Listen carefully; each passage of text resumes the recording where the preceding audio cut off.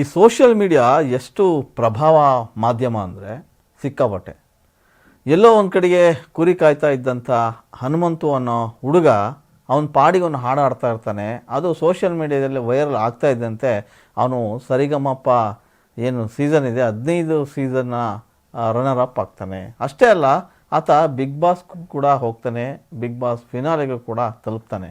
ಇದು ಸೋಷಿಯಲ್ ಮೀಡಿಯಾದ ಒಂದು ಪ್ರಭಾವನೆ ಅಂತ ಹೇಳ್ಬೋದು. ಅದಷ್ಟೇ ಆಗಿದ್ದರೆ ಸೋಷಿಯಲ್ ಮೀಡಿಯಾ ಬಗ್ಗೆ ಹೇಳ್ತಾ ಇರಲಿಲ್ಲ. ಇನ್ನೆಲ್ಲೋ ಕೇರಳದ ಚಿತ್ರರಂಗದಲ್ಲಿರ್ತಕ್ಕಂಥ ಒಬ್ಬ ಹುಡುಗಿ ಕಣ್ಸನ್ನೆ ಮೂಲಕ ಸದ್ದು ಮಾಡಿದಂಥ ಪ್ರಿಯಾ ಪ್ರಕಾಶ್ ವಾರಿಯರ್ ಅನ್ನೋ ಒಬ್ಬ ಹುಡುಗಿ ರಾತ್ರೋರಾತ್ರಿ ನ್ಯಾಷನಲ್ ಕ್ರಶ್ ಆಗ್ತಾಳೆ. ಇದು ಕೂಡ ಸೋಷಿಯಲ್ ಮೀಡಿಯಾದ ಪ್ರಭಾವ ಅಂತ ಹೇಳ್ಬೋದು. ಇದು ಕೂಡ ಅವರಿಗೆ ಬಂದಂಥ ಅದೃಷ್ಟ.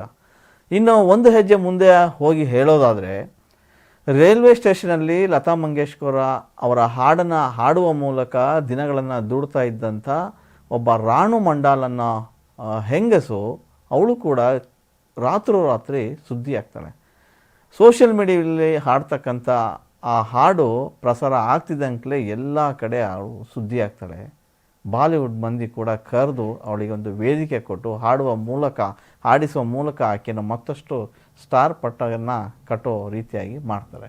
ಇದು ಸೋಷಿಯಲ್ ಮೀಡಿಯಾಗೆ ಇರುವಂಥ ತಾಕತ್ತು. ಇದರ ಮತ್ತೊಂದು ವರ್ಷನ್ ಹೇಳೋದಾದರೆ, ಇತ್ತೀಚೆಗೆ ಏನು ಪ್ರಯಾಗ್ರಾಜ್ನಲ್ಲಿ ಮಹಾಕುಂಭಮೇಳ ನಡೀತಾ ಇದೆ. ಈ ಮಹಾಕುಂಭಮೇಳದಲ್ಲಿ ಏನು ಸದ್ದು ಮಾಡಬೇಕಿತ್ತು ಅದು ಸದ್ದಾಗಲಿಲ್ಲ. ಧಾರ್ಮಿಕ ಆಚರಣೆ ಬಗ್ಗೆ ಸದ್ದಾಗಬೇಕಾದಂಥ ವಿಷಯ ಒಬ್ಬ ಮೊನಾಲಿಸಾ ಭೋಸ್ಲೆ ಅನ್ನೋ ಹುಡುಗಿಯ ವಿಚಾರ ಸಾಕಷ್ಟು ಸದ್ದು ಮಾಡುತ್ತೆ. ಆ ಹುಡುಗಿ ಸಾಕಷ್ಟು ವೈರಲ್ ಆಗ್ತಾಳೆ. ಆಕೆಯ ಸೌಂದರ್ಯದ ಕಣ್ಣುಗಳು ಮತ್ತು ಆಕೆ ಇರ್ತಕ್ಕಂಥ ಸೌಂದರ್ಯ. ಸೊ ಇದಿಷ್ಟೇ ಆ ಹುಡುಗಿಯ ಸಾಕಷ್ಟು ವೈರಲ್ ಆಗೋಕ್ಕೆ ಕಾರಣ ಆಗುತ್ತೆ. ವೈರಲ್ ಆಗ್ತಾ ಆಗ್ತಾ ಆ ಹುಡುಗಿಗೆ ಒಂದು ರೀತಿಯ ಹಿಂಸೆ ಕೂಡ ಆಗುತ್ತೆ. ಏನೋ ಬದುಕು ಕಟ್ಕೋಬೇಕು ಅಂಥೇಳಿ ಅಲ್ಲಿನ ಮಹಾಕುಂಭಮೇಳದ ಸಮ್ಮೇಳನದಲ್ಲಿ ಆಕೆ ಒಂದಿಷ್ಟು ರುದ್ರಾಕ್ಷಿ ಸರಗಳನ್ನು ಮಾರುವ ಮೂಲಕ ತನ್ನ ಕುಟುಂಬದವರ ಜೊತೆಗೆ ಬದುಕು ನಡೆಸಬೇಕು ಅಂತೇಳಿ ಅಂದ್ಕೊಂಡಿರ್ತಾಳೆ. ಆದರೆ ಬದುಕಿನ ಮಧ್ಯೆ ಅವಳ ಸೌಂದರ್ಯ ಅದಕ್ಕೆ ಅಡ್ಡಿಯಾಗುತ್ತೆ.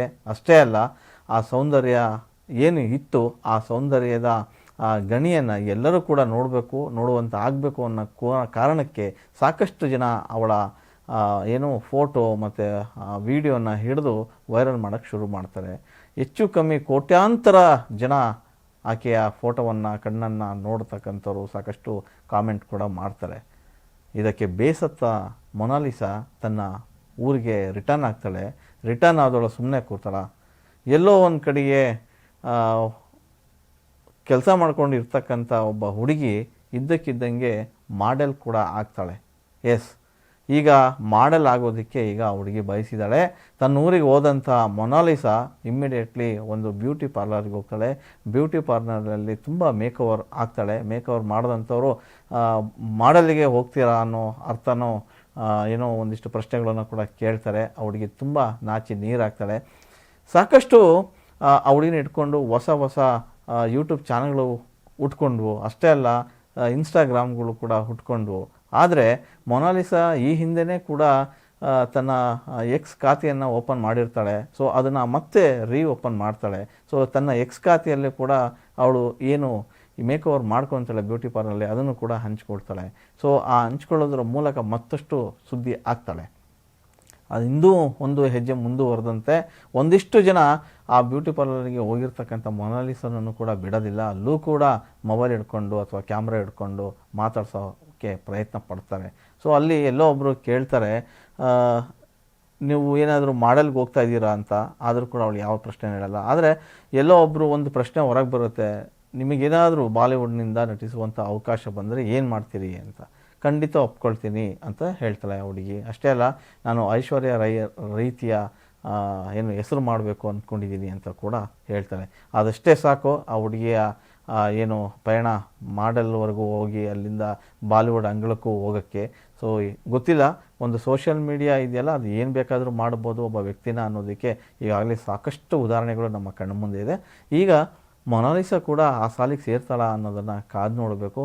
ಒಂದಂತೂ ನಿಜ, ಈಗ ಆಕೆ ಮಾಡಿರ್ತಕ್ಕಂಥ ಏನು ಟ್ವಿಟ್ಟರ್ ಖಾತೆಗೆ ತನ್ನದೇ ಆದಂಥ ಟ್ವಿಟ್ಟರ್ ಖಾತೆ ಓಪನ್ ಮಾಡಿ ಕ್ಷಣಾರ್ಧದಲ್ಲೇ ಸಾವಿರಾರು ಜನ ಅವ್ರನ್ನ ಫಾಲೋ ಮಾಡೋಕ್ಕೆ ಶುರು ಮಾಡಿದ್ದಾರೆ. ಅವಳದೇ ಹೆಸರಿನಲ್ಲಿ ಒಂದಿಷ್ಟು ಖಾತೆಗಳು ಕೂಡ ಓಪನ್ ಆಗಿವೆ. ಸೊ ಮೊನಾಲಿಸಾ ಶುರು ಮಾಡಿದಂಥ ಏನು ಒಂದು ಖಾತೆಗೆ ಹೆಚ್ಚು ಕಮ್ಮಿ 9,000 ಫಾಲೋವರ್ಸ್ ಆಗಿದ್ದಾರೆ ಅನ್ನೋದಿದೆಯಲ್ಲ, ಅದು ಮೆಚ್ಚಬೇಕಾದಂಥ ವಿಷಯ. ಇನ್ನು ತನ್ನದೇ ಯೂಟ್ಯೂಬ್ ಚಾನಲ್ನ ತೆರೆದಿರ್ತಕ್ಕಂಥ ಏನು ಮೊನಾಲಿಸಾ, ಬೇರೆಯವರೆಲ್ಲ ತನ್ನ ವಿಡಿಯೋ ಫೋಟೋನ ಹಾಕಿ ಯೂಟ್ಯೂಬಲ್ಲಿ ಹಂಚ್ಕೊಳ್ತಾ ಇದ್ದಾರೆ, ನಾನ್ಯಾಕೆ ನನ್ನದೇ ಯೂಟ್ಯೂಬ್ನ ಮಾಡ್ಕೋಬಾರ್ದು ಅಂತೇಳಿ ಮೊನಾಲಿಸಾ ತನ್ನ ಯೂಟ್ಯೂಬ್ ಚಾನಲನ್ನು ಕೂಡ ಓಪನ್ ಮಾಡ್ಕೊಂಡು ಆ ಮೂಲಕ ಎಲ್ರಿಗೂ ಒಂದು ಮನವಿ ಮಾಡ್ಕೊಂಡಿದ್ದಾಳೆ, ನನ್ನ ಚಾನಲ್ನ ಸಬ್ಸ್ಕ್ರೈಬ್ ಮಾಡಿ ಅಂತ. ಸೊ ಸಾಕಷ್ಟು ಪ್ರತಿಕ್ರಿಯೆಗಳು ಕೂಡ ಈಗ ಬರ್ತಾ ಇದೆ. ಅದೇನೇ ಇರಲಿ, ಸೋಷಿಯಲ್ ಮೀಡಿಯಾ ಅನ್ನೋ ಪವರೇ ಹಾಗೆ.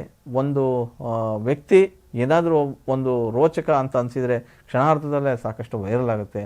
ಆದರೆ ಒಳ್ಳೆಯದು ಎಷ್ಟು ಬೇಗ ರೀಚ್ ಆಗಲ್ಲ, ಕೆಟ್ಟದ್ದು ಬಹಳ ರೀಚ್ ಆಗುತ್ತೆ ಅನ್ನೋದು ಭಾಳ ಜನ ಮಾತಾಡ್ತಾರೆ. ಆದರೂ ಕೂಡ ಈಗ ಏನು ಮೊನಾಲಿಸಾ ಬಗ್ಗೆ ವೈರಲ್ ಆಗ್ತಾಯಿದೆ ಅದು ಒಳ್ಳೆಯ ವಿಚಾರ ಇರ್ಬೋದು. ಆದರೆ ಎಲ್ಲೋ ಒಂದು ಕಡೆ ಅವರ ಬದುಕಿಗೆ ಅದು ಪೆಟ್ಟು ಬಿತ್ತೇನೋ ಅಂತ ಅನಿಸಿದ್ದಂತೂ ನಿಜ.